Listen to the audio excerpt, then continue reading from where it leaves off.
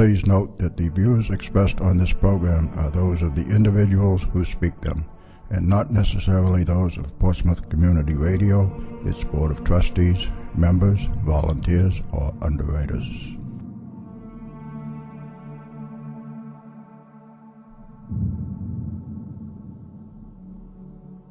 Good evening and welcome to Spirit Radio. I am your host, Willie Hassell. Along with my co-host, Lynn Nickerson, we will take you on a journey into the unknown, where the paranormal becomes the normal. A journey to a world cloaked in darkness, where reality becomes a thin veil.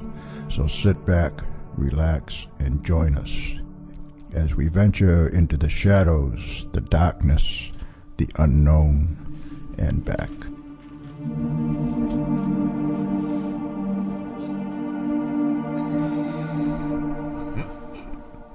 And good evening, and welcome once again to Spirit Radio, the paranormal experience. Ghosts, spirits, UFOs, Bigfoot, nothing is off limits here. This is the show where the paranormal becomes the normal. I am your host, Willie Hassell, the gatekeeper to the dark side, your guide to the realm of the unknown, the unseen, the unthinkable. And as always, joining me in the studio is my co-host, the lovely, the mystical, the mysterious, Lynn Nickerson. Good evening, Willie. Good evening, Lynn. How are you tonight? I'm just great. How are you doing? Oh, I'm doing good. I'm just waiting for it to warm up a little bit. I know, it's been chilly. It has. But the sun's going to be out tomorrow. Yeah, okay. It makes you wonder, how are things in England, and if they're still windy over there? Well, I know in Wales it's still windy. I saw that. Well, right now kind of makes you glad you're not living there, but I'd still like to go and visit. I know it. Yeah. So anyway, tonight we are very pleased to welcome back to the show Cal Cooper. Welcome back, Cal. Cal has joined us. He joined us back in early December. Cal holds a B.S. with honors in psychology from the University of Northampton and a master's in research psychology from Sheffield Hallam University. He is currently based at Northampton University, where he is pursuing doctoral research in psychology and parapsychology. He is the author of 2 books, Telephone Calls from the Dead and Conversations with Ghosts. And tonight, all the way from across the pond, once again via Skype, please welcome Cal Cooper. Hello, just in the nick of time on Spirit Radio. Willie, Lynn, it's good to speak to you again. How are you doing? Good evening, Willie. No, I'm Willie. Cal, that's yes. Cal. I'm absent-minded today. How are you doing, Cal? I'm very well, thank you. Good. Pre-graduation tomorrow for the past 3 days. Friday, Saturday, and tomorrow it's graduation for various students of the university.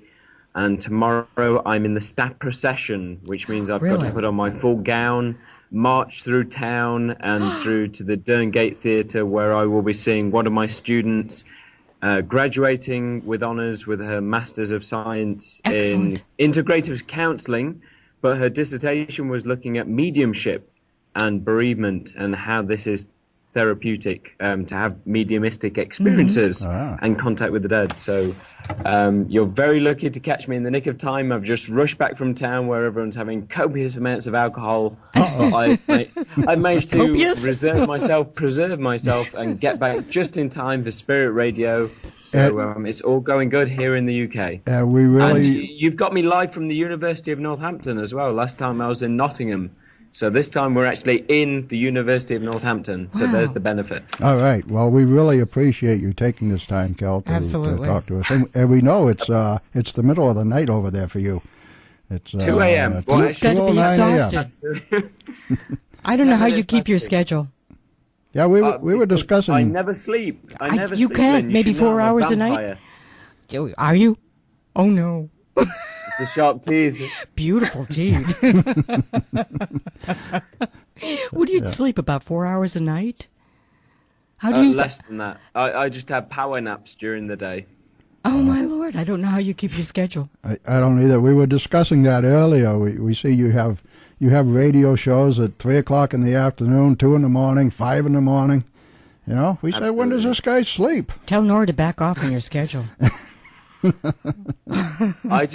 I just sleep when my body needs it. If I need a power nap during the day, I have the power nap. I very rarely, and this is in all honesty, I very rarely have a very good night's sleep. I'm not the sort of guy that goes to bed at 10 and wakes up at 6 in the morning. My sleep pattern's all over the place. And I think that's because for the past 8 or 9 years, maybe even more, I've regularly been either awake all night doing ghost hunting, or I've been up all night writing, reading on various things regarding the paranormal, so I don't have a regular sleep pattern. Well, I don't know. I give you credit. I don't know how you do it. I do the same thing, actually. I take power naps, except mine are about 10 to 12 hours long. Yeah, listen to that. Mr. Perky over here. Okay. I don't think I've ever been called that before.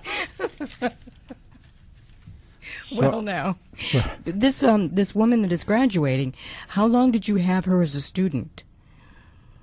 Only a year. A year? To do a master's is about 9 months full-time, and to do a master's part-time is about 2 years, or just under 2 years. Mm-hmm. She's still in town at the moment, but that's Rachel Everden. She's just graduated with a Master's of Science in Integrative Counselling, and the main emphasis of her dissertation was on parapsychology.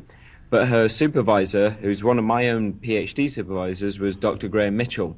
And he doesn't actually have a background in parapsychology, and she wanted to look at how beneficial is it for the bereaved to actually go and seek guidance from a medium to establish a continued bond with the dead. Mm-hmm. And so they decided to get me involved, given the fact that Dr. Graham Mitchell is supervising my own doctoral thesis. And so I helped supervise this master's thesis, and it came together really well. Not only did Rachel graduate with merit with her master's thesis, which is 9 months down the line. She's finally graduating. There's a big delay between her passing and graduating. We managed to take her thesis and condense it and edit it. And we've already managed to publish it in the Journal of Exceptional Experiences and Psychology. Oh, excellent. So that's a really big achievement. It's very rare for a student to pass, and then publish their thesis before graduating. That's fabulous. Especially a topic on parapsychology as well. So Rachel's done really well there. So you must be really proud of her. Oh, very proud. I mean, I had to help her edit it because she had no experience with publishing. But she is the main author, and she took full lead of it, and I just guided her. So I'm very proud of the fact that she had she might have doubted herself, but she had full confidence when we said, you've done it already. All you've got to do is condense it and practice your writing skills here and get it published. And that's all that had to be done. So, hats off to her. Maybe by September later this next year, she'll be signing on back at Northampton to do a doctorate. So that'll be another parapsychologist amongst the mix of the various ones that are out there. Well, kudos to Rachel. Yeah, absolutely. Yes, kudos to Rachel. And speaking of doctorates, how is your doctorate coming along? How's my doctorate coming along? It's all over the place. I remember the last time I was on Spirit Radio with you two, I was discussing my previous projects, Telephone Calls from the Dead, and the book Conversations with Ghosts with Alex Tannis. Right. My own PhD is looking at how the bereaved cope with anomalous experiences. So this is anyone that suffers a bereavement, they might spontaneously have a dream of that person they've lost. It might be a close friend or a spouse. They might see an apparition of them. They might sense their presence. They might hear their voice or smell their perfume or aftershave or tobacco associated with them. Anything that we can class as spontaneous, it happens without any prior assumption that it's going to occur. So totally apart from mediumship, where you actively seek out that reading from the medium, or you go for counseling and therapy. You're acknowledging your bereavement and you want something to occur. So you're sat at home, you're not asking for anything, and be it you're a skeptic or a believer of the paranormal or an absolute cynic, doesn't matter. You still have an experience that suggests that there's some form of continuation beyond death, and it happens. And that's what we're looking at in my PhD. What I'm looking at specifically is how beneficial are these experiences to the bereaved, and what sort of positive emotions do they promote? Which positive emotions specifically do they promote?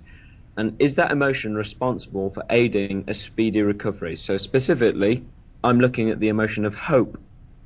And hope can be looked at from philosophy and Christian theology of hope, the Christian hope, the resurrection of Jesus. After he was taken from the cross, he was buried and then resurrected. That's the hope that he continued on beyond death. When we look at it in modern day, you suffer a bereavement and you experience an interaction with the dead, which you believe to be a continuation. That is just the same as the theological version of hope, that there's a resurrection beyond death. So I'm trying to see, does this occur in the bereavement stage when it's someone very close to you? And does that paranormal experience, is it solely responsible for aiding recovery beyond bereavement? How beneficial is it to healthcare? So we can actually take various scales within psychology and measure hope within people's personality traits. And that's what I'm looking at to do. At the moment, we're just going through ethics, so we're just about to get approval for that. And then we can actually go about looking at groups of people that have just suffered a bereavement and never had a paranormal experience and see how they generally feel afterwards. And other people that suffered a bereavement but claim they have had a paranormal experience, and how has that affected them? That's just the first stage of my PhD and what we're actually looking at. How beneficial is it to bereavement, healthcare, positive psychology, and parapsychology? So we're looking at a variety of different elements here and how it benefits different forms of science. Don't you find that the emotional experience is like across the board, because there's not only hope involved, there are probably a lot of open-ended issues that they might want to address, the departed with the bereaved, so that hope might not always be the element of what's happening? I didn't quite get that, but correct me if I'm wrong. I got some of it. The first part of my questionnaire that I'm handing out is purely ticking the boxes compared to their responses. Then the second part, though, is them being absolutely free to discuss anything they like, even if before they feared ridicule for discussing it. They might have not have spoken to their general doctor, their friends, their family. The second part of the questionnaire is allowing them to freely respond to, did you expect to have the experience, yes or no, or unsure? How long did it occur after death? A day, a week, a month, a year, 40 years? Who knows? And then what the emotional makeup was during the experience? What the emotional makeup was during the experience? Absolutely. Yep. It allows them to discuss whatever they want to regarding their emotional response. If they want to discuss it, fine. If they don't want to, absolutely fine as well. It's all a question of ethics, because it's a psychological study, and it's down to the participant as to what they want to discuss and what they don't want to discuss. But the way we've worded the questionnaire, myself, Professor Chris Rowe, and Dr. Graham Mitchell, for this PhD, it's allowed them to have completely free response to discuss whatever they like. If we go back to 1971, this was the turn of the very first dissertation to actually allow public acceptance of bereavement experiences and paranormal phenomena. There was a publication of a doctoral masters, an MD, and their thesis. That was a guy called Dr. Dewey Rees, William Dewey Rees, guy based in North Wales. And he looked at a group of nearly 300 widows and widowers and was trying to look at the negative responses of bereavement. During that, he discovered that some of the bereaved openly discussed their experiences with the dead. They'd experienced hallucinations, they'd experienced their sense of presence, their smell, their touch, their voice, and realized that when the bereaved weren't ridiculed for discussing these experiences, they would openly discuss them. And more or less 90 to 100%, it was making them feel better for the fact that they had a researcher in front of them that did not criticize these experiences. They were open to these experiences. Now, if we take that back a bit further to 1880s, so over 100 years ago, back to the Society of Psychical Research, the 1882 founding of the British branch and the 1884 American branch founding, there were studies even back then looking at on apparitions occurring soon after death. So those are, again, bereavement apparitions. Because it was psychical research in the rise of spiritualism, mainstream science did not take this seriously whatsoever. Come forward back to the 1970s, Dewey Rees, after he finished his medical doctorate and his thesis, he edited this down and he published it in the British Medical Journal. Because he managed to get acceptance in the British Medical Journal, Mainstream science took it very seriously. Good. And so since then, up until now, where we are now in 2014, there's been at least 8 to 10 dissertations, doctoral dissertations specifically, looking at the bereaved and their experiences of the paranormal. However, the uniqueness of my PhD is I'm looking at, okay, we already understand that if you're bereaved and you have a paranormal experience, it's therapeutic to assume you've got a continued bond with the dead, and they're still there because your experience is very unique to you, and it suggests that, yes, we are living on after death. My PhD is looking at what cognitive mechanisms within the mind, emotionally, are helping this process continue. And we looked at all the feedback that we could find from general discussions of interviewing the bereaved who had these experiences, and quite often they mentioned the word hope, but very casually, and the researcher didn't acknowledge this. But since the 1960s, psychology has taken hope very seriously. They've taken it from philosophy and theology and realized that hope is a very powerful emotion. When you're left in a situation of complete despair, if you have hope, just the slightest bit of hope that things will get better, you're willing yourself in that direction that things will. But the most important thing for the bereaved is they've had an experience. They've spoken to the dead, they've seen the dead, they've heard the dead, they've smelt the dead, they've interacted with the dead in dreams. That is an incredible amount of hope to say, don't be in complete despair, don't be in hopefulness, hopelessness, sorry. There is something more. And you've had an experience just to you specifically, that confirms this. So there's no need to be in complete depression or anything like that. There is a continuation beyond death, and the dead are still around you. So think positively. Do what you need to do. You never took on that degree. Go and do it. You always wanted to complete your driving license. Go and get that done. Things like that. It makes you live on and seek out goals and continue on with that person. Having gone, you understand that they've died and lived on. And you've had that experience that confirms to you that they've lived on. And hope doesn't matter whether you're religious or not, theological, philosophical, psychological. Hope as an emotion has allowed you to seek a greater goal because of that paranormal experience. And that's what my PhD is looking at. And hopefully we'll find within this, I could be completely wrong, and hands up, I admit that I could be completely wrong in this, but from just the raw data, it seems that we could be onto something here. And hopefully, in my PhD, we'll be able to prove that hope is driving people from the point of suffering a loss through death, having a paranormal experience, and then hope as an emotion takes full front seat and drives people through these experiences and makes them recover rapidly from bereavement. It is almost synonymous with the word faith, and you don't necessarily have to have a religious connotation to faith, but faith that things will be better, or things will continue as they should, that it's not despair.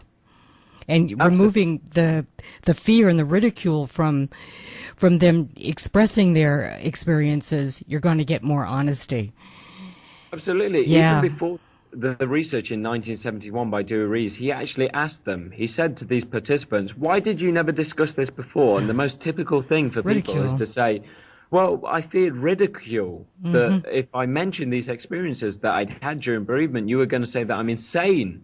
I'm focusing on my bereavement too much, and I'm just imagining these things. Yet there could be multiple witnesses involved and so forth. In the Christian Parapsychologist, which is a journal that's been there was one particular article that I read recently called Christian Hope and Parapsychological Experiences, and they separated the philosophical and the theological. So the theological is we can accept what hope means in terms of the resurrection of Jesus, and I'm not religious myself, but I understand the interpretation. It makes sense. Jesus dies on the cross, he gets buried, and then 3 days later or so he resurrects and he survives. To the masses that follow this faith, they consider that as hope. He's risen from the grave and he lives on. There's continuation beyond death. We should not fear death. For me as a psychologist, looking at individuals' experiences, there are loads of experiences of the bereaved, sensing the dead in whatever form that for them confirms that there is continuation. And we can interlink their theological approaches and psychological approaches with a bit of philosophy in the middle. And it doesn't matter. All of those can be considered as a form of faith when it comes to hope. We're hoping for a goal that doesn't yet exist. We can't confirm life after death. for ourselves until we actually experience it. But we've had an experience that at least gives us a very strong suggestion that something is actually going on. And so we go with it. And it allows us to stop grieving. There's no need to actually grieve for the lost person anymore because we've had personal confirmation that something else is going on. So we bypass that, and hope allows us to. And so you made a very good point there, Lynn. You know, it doesn't matter whether we're religious or not. Faith allows us to embrace this aspect of hope and continue on. How much longer do you have to work on your doctorate, Cal? This PhD should hopefully, fingers crossed, if I don't continue drinking every night like I have done tonight, I hope I'm still making sense. Hopefully by January 2015 it will be completely finished, and then a couple more months I have what's called a viva, which is where you take your thesis and it goes to your first and second supervisor, your director of studies, and an external examiner, and they've all read your doctorate thoroughly. They make notes in it, they put tags in it and everything, and you sit before them for at least an hour to 2 hours, and they criticize everything, and your job is to defend it. When you've written a doctorate, you're meant to be the main expert in whatever you've written on, and so you can defend it against an audience. And so next April, maybe, I'll be like I am now. I'm sat in the University of Northampton, I'll have 4 people in front of me, and I've got to defend the thesis and say, why did I do this? Why did I do that? And I've got to have an answer for everything. So at the moment, I'm highly confident that that will be okay, and I'll pass perfectly fine and get my doctorate. You will. State. Flying Talk colors. about being in the hot seat, though, huh? Wow. Oh, that's Well, it's very tough. stressful. Some people really panic at the notion of having to do a viva because it's unlike any other degree. I would imagine, yeah. Process that you do for a bachelor's or a master's, totally different. But You're faced in front of people that are way beyond you. They're doctors and professors and have been for years. And you're someone without even that status, and you've got to answer back. You know, and that's the usual thing. You usually think, well, this is my peer, I shouldn't answer back. But that's your job. That's your exam job. You've got to have an answer for everything. And then you have to hope that they're open-minded to accept what you're saying. Hope. Yes, you've got hope. Yeah, there's that hope again, yeah. You've got to have a bit of hope that you've got an answer for whatever they dish out to you and corner you with. Absolutely. You've got different levels of passes when it comes to a PhD. You can pass with no corrections, and that's it. Brilliant. You passed the doctorate. You've gained your doctor status. You're Dr. So-and-so now. Or the other one is you didn't manage to defend a few things, so you pass with minor corrections, and they give you a month to 2 months to go away and just type up those corrections and amend them.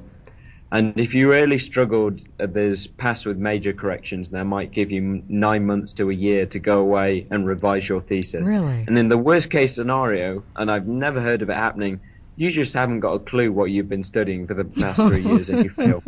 I've never heard of that, because if you devoted at least 3 years of your life to a particular topic, you better know what you're something. talking about. Otherwise, it's a waste of time and money. Yeah. It is a waste. Terrible Absolutely. waste. Well, So after we have complete faith in you, Cal. We know We that do. you're You're going gonna do to great. do it with flying colors.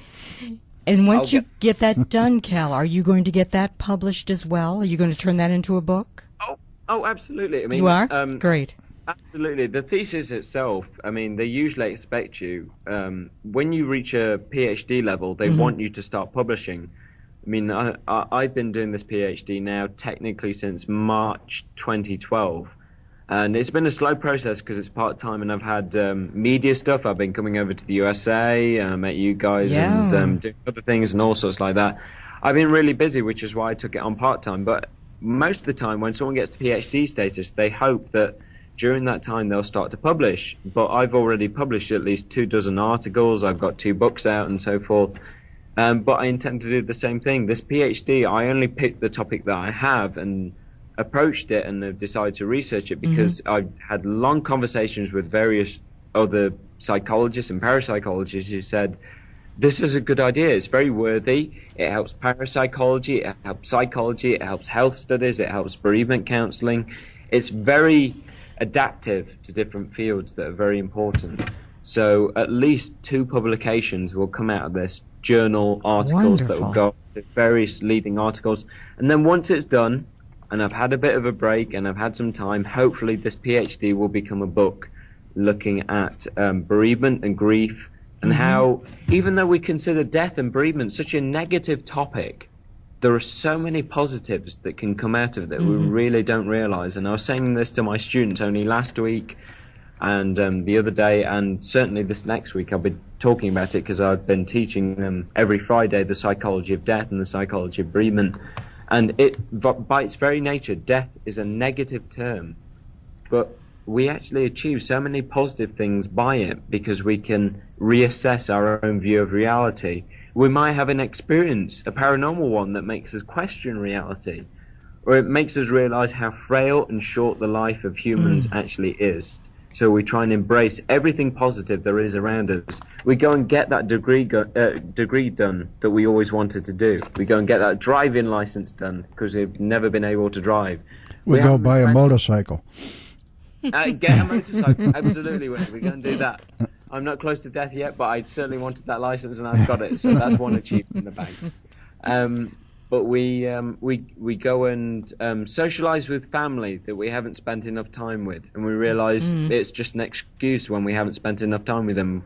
We really have got all the time in the world for at least once a month to go for a coffee with them, or to speak to them on the phone. So many different things. It's just hard to get over that word loss, that what loss represents. There could be positives around it, but loss is still hard to deal with initially. It is hard to deal with, but I mentioned to my students the fact that loss then follows a funeral. And when you go to a funeral, not only will you meet up with friends that knew the deceased, you will meet up with family that you didn't regularly see. And one of the benefits of a funeral is the fact that it reestablishes bonds. It does. With your relatives, so long as you stick to your word. The typical thing for many people is you'll see friends and family at funerals that you don't often see. And you think, well, when do I actually normally see them? And you realize that you only Hardly see them ever. when it comes to a funeral. And that's terrible. Absolutely terrible that you would only socialize with these people when someone's died. And so you might reestablish a bond with your cousins or aunties or uncles or distant relatives. And again, once every 2 weeks, maybe a month, you set aside time, you take your time away to at least go for a coffee with them and stuff like that. And that's brilliant, because they're flesh and blood, they're part of you. Yeah, they're part of and you. You shouldn't have to meet them when it comes to funerals and stuff like that. And later down the line, because of a paranormal experience, this made you think twice about life and how frail it is and how short it is. Sure, we might be going on to something more, but And embrace life. live fuller Embrace life. lives. Yeah, embrace life while we've got it before you go. Yep. So go and have those experiences with your friends and relatives that you don't often socialize with, but they're still attached to you. Do what you want to do. Do what makes you happy, because you've only got one life, and all you've got to do is do what you want to do with the time that's given to you. That's all you've got. And on that note, it's the bottom of the hour. So we got to take a little bit of a break here. But before we do that, I want to mention something. We had Steve Parsons on the show a couple of weeks ago. Yay, good on Steve. Yay, Steve. And Steve let something out of the bag. He said that you and him were corroborating on a book. Oh, absolutely. Absolutely. So after the break, maybe you would like to mention a little something about that. Yeah, sure thing. Okay, so we're going to take a little break here, and we'll be back in just a couple. See you a couple minutes. Okay.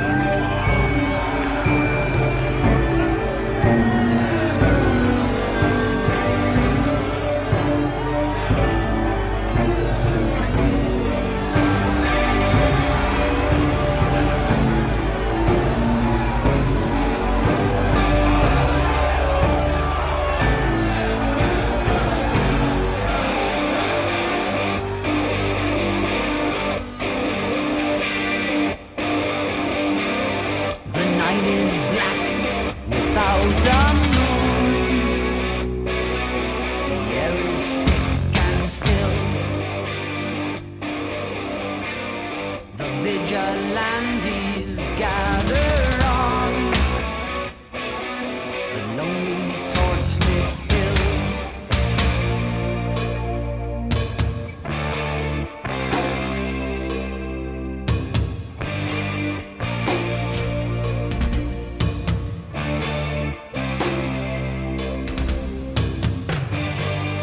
Features distorted in the flickering light, faces are twisted and grotesque, silent and stern in the sweltering night.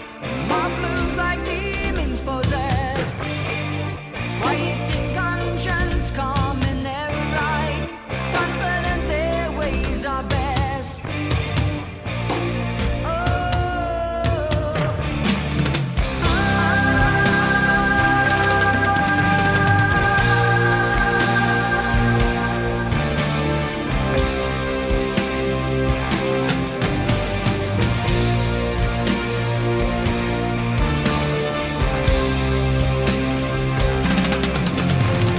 Righteous rise with burning eyes of hatred and ill will.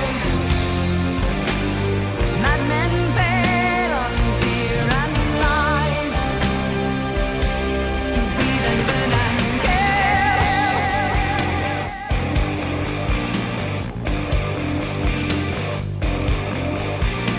They say there are strangers who threaten us, are immigrants and infidels. They say there is strangeness to danger us in our theaters and bookstore shelves. Those who know what's best for us must rise and save us from ourselves.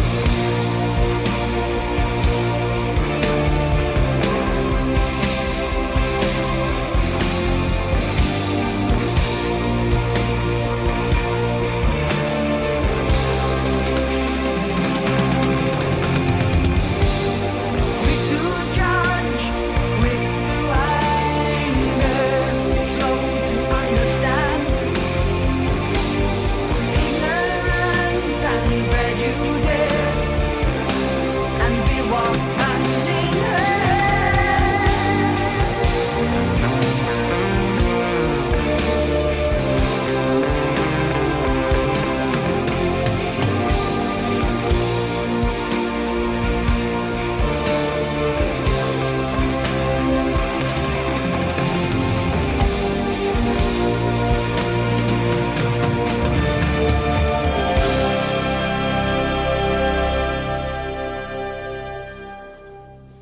Okay, well, welcome back to Spirit Radio.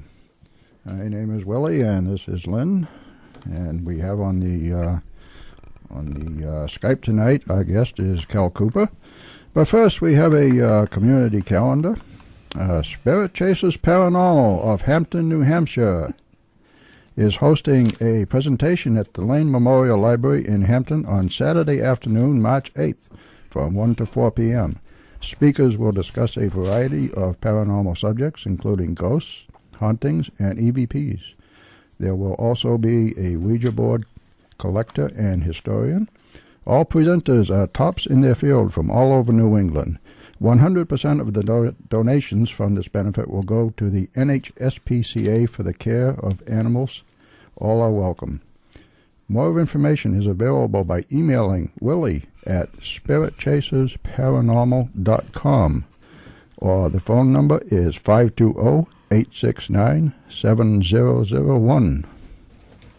Okay, and we've got an upcoming guest list here. For February 15th, we've got Junie Evans coming on. She's a new author. She's a medium, spirit communicator, and author of the new book, Love After Life. Love After Life, that's right. The amazing story of the love and death and connection that continues well beyond the physical realm.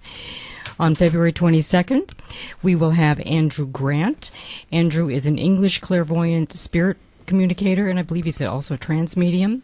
Since the 1980s, Andrew has been rooted in the strong personal evidence of life beyond. His mediumship has taken him all over the UK, USA, Europe, and Scandinavia. He now resides in Atlanta, Georgia. And let me see, on March 1st, we have Andy Kitt. Andy is from the Kitt Research Initiative in Greenland, New Hampshire.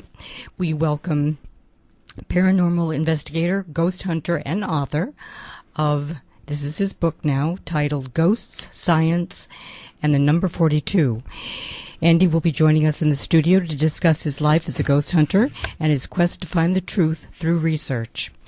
All right, and that's what's coming up. And we will Andrew Grant. Andrew Grant. I love Andrew Grant. He's a really nice guy. Oh, cool. Oh, you know him. Cool. Great. And he is I know Andrew Grant. If you want to know what he's like, just picture Steve Parsons, but with hair. Okay. Right. All right. So he is a trans medium, right? Pretty much the same. Yeah. They're one and the same. Yeah. They're one and the same. Okay. All right, cool. Except Andrew Grant moved to Atlanta. And Steve is still... Steve Parsons probably did. He's probably kept that hush-hush if he's moved to Atlanta, Georgia. I don't know. He keeps posting these things about all the wind in Wales, so, you know... Well, there you go. I don't know. He's just desperate to leave. I think if he was to leave, he'd just go to the USA. Yeah, so, okay. Speaking of Steve, what is this about the book? Oh, about the book. For me, this would be the third book project that I'd be involved in, and it's a book called Paracoustics. And Steve's own background, his PhD, is focusing on infrasound. Low-level sound within the environment. It's around us all the time. A low-level sound that's vibrating all the time below 20 hertz. And Steve is looking at infrasound below 20 hertz that is constantly fluctuating back and forth, that cause people to have various paranormal experiences within various settings. And so he wanted to incorporate this into a chapter of a book, and it was his idea to actually get an entire book out called Paraacoustics, Paranormal Acoustics, Paranormal Sound. And so we took the aspect of telephone calls from the dead. That's another thing, people picking up the telephone and believing they've spoken to the dead on the telephone, and incorporated this with every specialist that we could think of within parapsychology and paranormal research that was dealing with acoustics and the paranormal. So Steve and I, as the main editors, Steve is the main editor. He produces a chapter on the physics of sound. I produce one on the psychology of sound. We do one on the history of electronic voice phenomena. He does one on EVP. I do one on telephone calls from the dead. We have contributed chapters by Anne Winsper on the psychology of electronic voice phenomena, Jack Hunter on shamanistic uses of sound and music, Clay Foley on spontaneous music and sound being produced in the home, Melvin Willing, Dr. Melvin Willing on music heard around the time of death and the dying, suddenly hearing the sound of music. And various other chapters as well. It's in its early stages, but it's all contracted to go with White Crow Books, which is where Conversations with Ghosts, with myself and Dr. Alex Stans, was published. And we released hardback, paperback, and Kindle. But it's early days at the moment. There could be even more contributors that have some unusual take on the paranormal of sounds. So at the moment... Go ahead. Yeah, go for it, Len. Well, I wanted to ask you the music that they hear. What is it like on their deathbed? Is this what they refer to as celestial music? Is that kind of what they indicate they hear? That's it. Most often on the deathbed, if they're experiencing music, it's usually very celestial and angelic. So like a choir, or describe angels singing, very peaceful, harmonistic music, sending them off into a sort of trance state. You know, you wouldn't expect that it's going to be Frank Sinatra or heavy metal music by Alice in Chains or anything like that. It's very gentle, but they're still hearing people singing in harmony, and that's one of the most stereotypical things, or even anything from piano to guitar, just very gentle music, sending them off, and that's the main thing. But I won't go into it too much. This is one of the chapters that's already been published by Dr. Melvin Willen, who is involved in parapsychology, is just actually doing his third doctorate at the moment. He's got a doctorate in history, one in paramusicology, the paranormal aspects of music. Yep. and he's just doing his third one at the moment. So he's contributed a chapter on these two aspects of death and music. So he'll be the one exploring that mainly. I look forward to that coming out. Yeah, and you Really? heard it here first on Spirit Radio, the That's paranormal right. experience. And it's called Para-Acoustics. Absolutely. Steve's responsible for the title. Excellent. Thank you, Cal. And he's responsible for letting the cat out of the bag, too.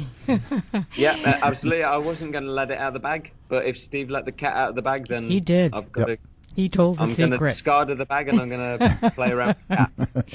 Well, Cal, I had a couple of questions before we move on too far.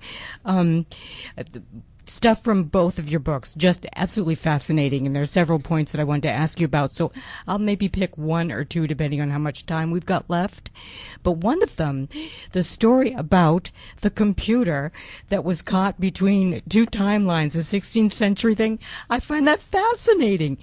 And since it was in the 1980s as well as the 16th century, I'm getting the feeling that there were two timelines, two dimensions, and that they were also intersecting. So, Oh, absolutely. what's your take on that?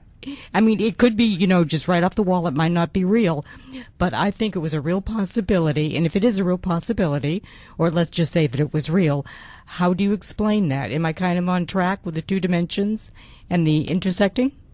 What do you think? There's a lot to go on there. I mean, one thing I can categorically say is the experience in the whole event was absolutely true. Oh, wow. And it was written up in a book called The Vertical Plane. Vertical by Plane. a guy called Dr. Sorry, it's not a doctor. It's Ken Webster and Debs Oates, I believe. It was written by a guy called Ken Webster. Right. And his partner at the time was Debs Oakes, Deb who's mentioned in Oakes. the book. The book is called The Vertical Plane, and I think it was published around... the events occurred from 1986, and the book was published around 1989.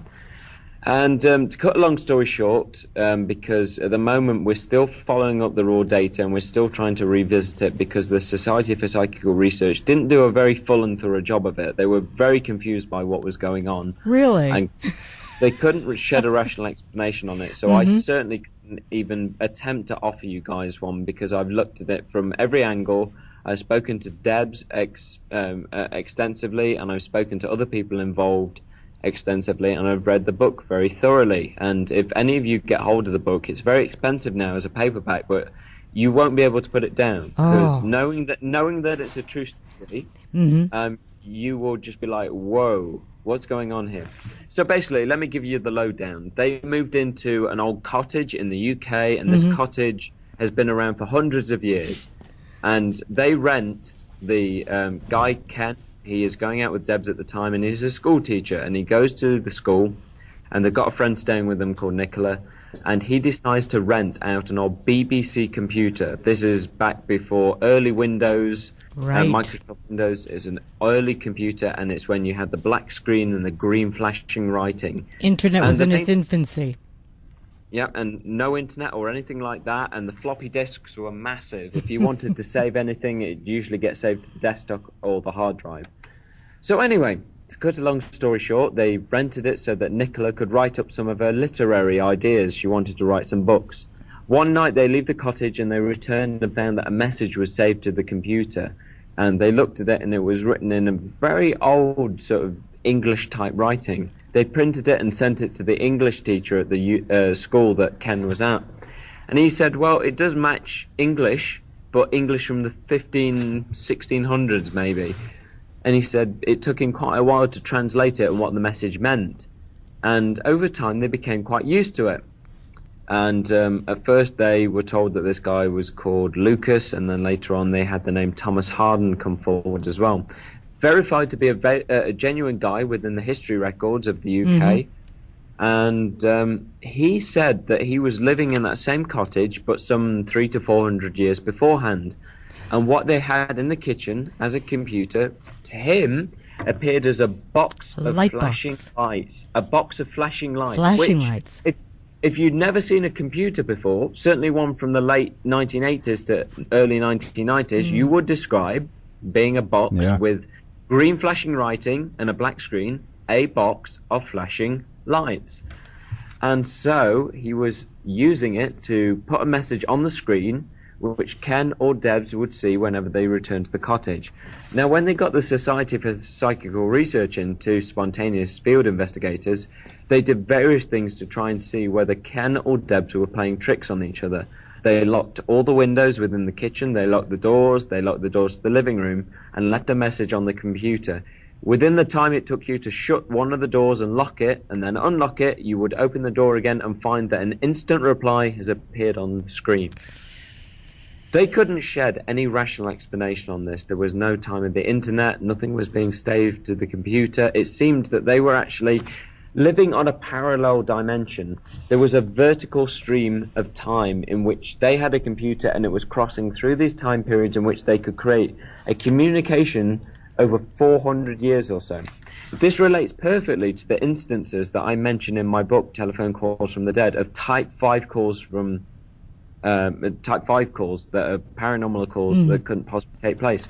Either you intend to make a call, and at the point you intend to make the call, you either do or you don't. If you do, fine.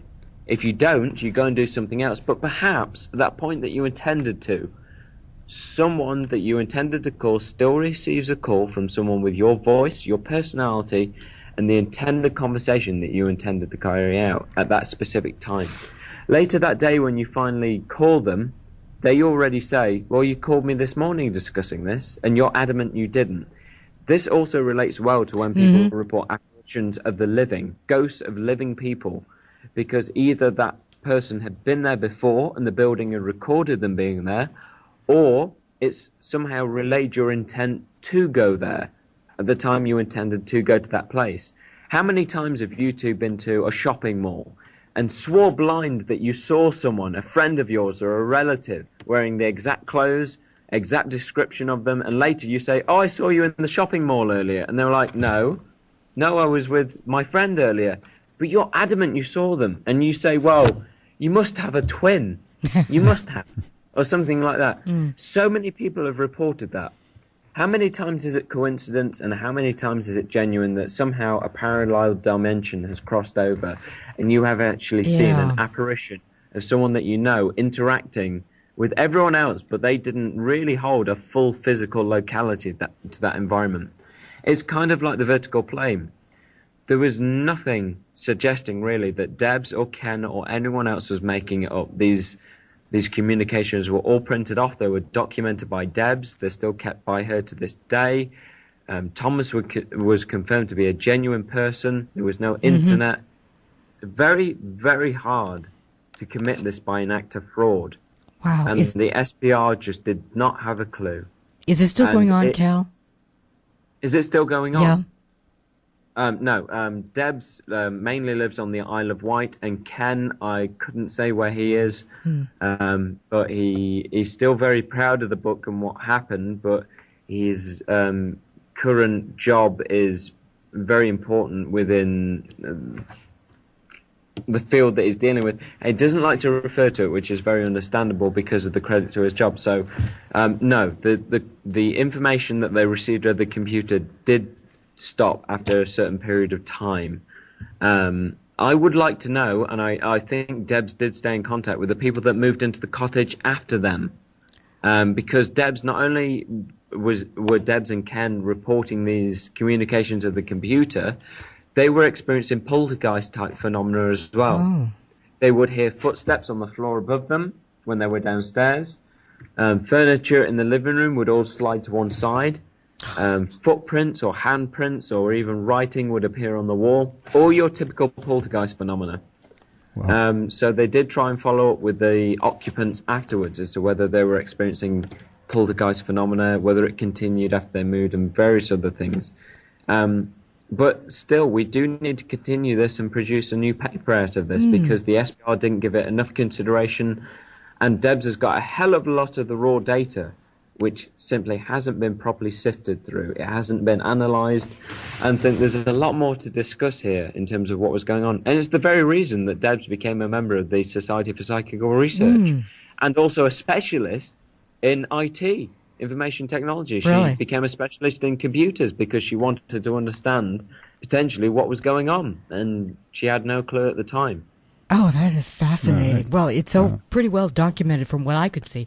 I want to get the book. Yeah. We're quickly running out of time again, Cal. We've got about 2 minutes left. So.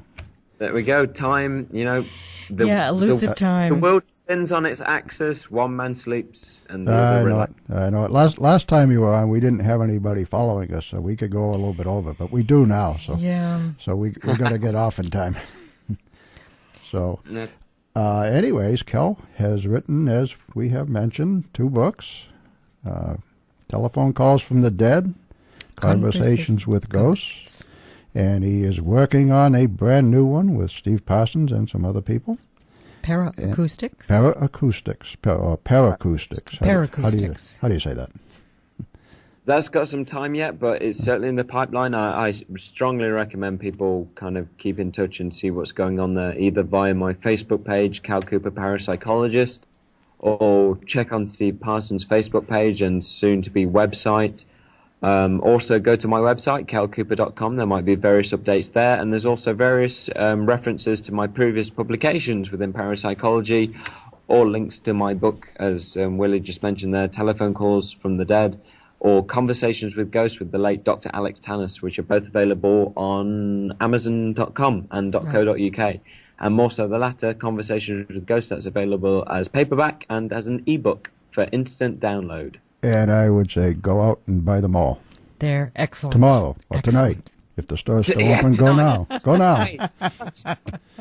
So, anyways, well, we thank you very much, Kel, once Yes, again. thank you, Cal. Hope you get some sleep. You look tired, Kel. You know that? Not only a long day of working on slides coming up for teaching some more parapsychology classes, but it's graduation tomorrow, and tonight has just been a full celebration of, congratulations, you've got the degree, brilliant stuff, on to new things. So myself and several other parapsychologists and some non-parapsychologists were all gathered together, gone into Northampton and caught up for a good old drink. So it's been great. Also, the evening has been made better by speaking to you two guys, so thank you very much. Thank you Ditto, so same much, here. Cal. Thank you for joining us again, Cal. We really appreciate it, Cal. Have a good Thank you. evening. Bye-bye.